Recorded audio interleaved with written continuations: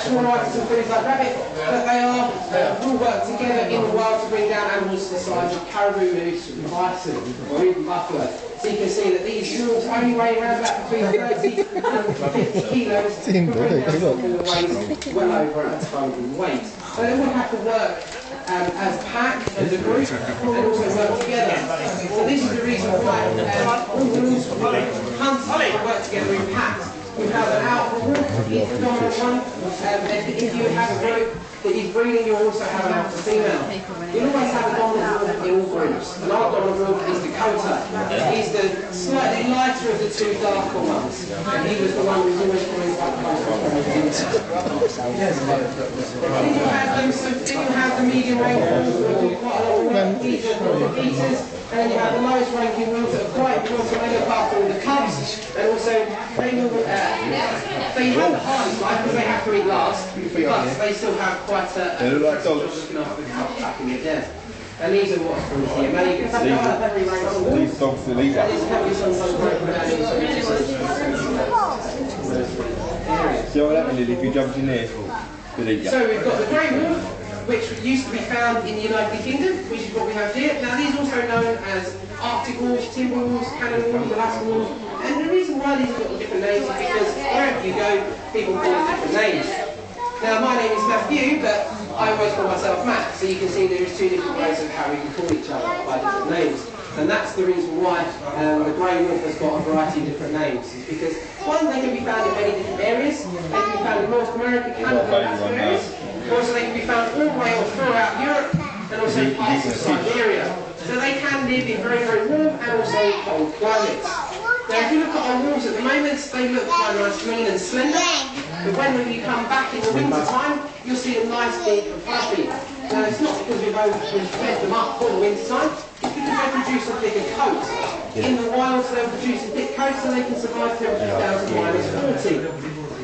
Because in some places like Siberia, Canada and Alaska, it does get very, very cold. So you need a coat to be able to cope and sustain this coat. Not to survive in very, very cold, hard winters. And in the summer, it gets a bit warmer, so then we'll lose this coat, as you can see on these guys today. Now, wolves need to be lean, slender, so they can chase down the rest of the food. Now, these are a bit like the Mo Farah of the animal kingdom. They like to chase after their food, and they can keep up the pace for a fair few distances. Now, they might chase their item of food for about 3 to 5 miles. So you can see that they have to have quite a bit of pace and stamina. And once they've caught up or chased this animal for that long distance, they've still got to have enough fight in them to bring that animal down. Now, if you're trying to bring down a small item of food, it might not be too much of a problem.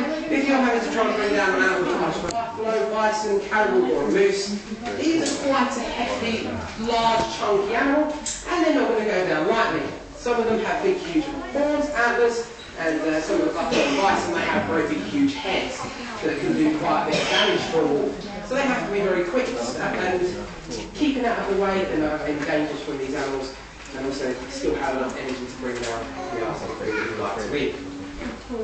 Now, the wolves in captivity as well as in the wild, we try and recreate as much of the feeding pattern they might have in the wild. Wolves might go out and hunt every day, but even if they go out and hunt, they're not always likely to bring our item of food home with them, or even got a mouthful of food. So in captivity, we feed them 5 days out of 7. So the other 2 days we don't feed them, we call them starve days. And those days we can give enrichment, so we can put in scents and smells.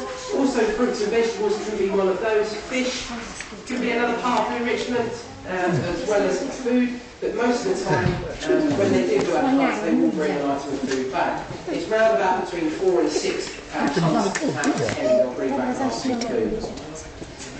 Now, the grey wolf used to live in the United Kingdom. Sadly, he was hunted out in the 80s or the 1860s.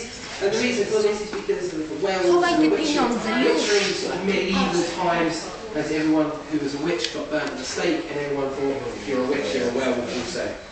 So sadly, we don't have the laws in this country anymore. But there was a campaign a couple of years ago to release some up in Scotland, and sadly, people kicked up a fuss and decided that they didn't want this to happen. So sadly, the wolves haven't been released in the United Kingdom again. But hopefully, in the next couple of years, people will realise that these wolves aren't bad or dangerous. All these myths and legends surrounding the wolf is not really that as much true.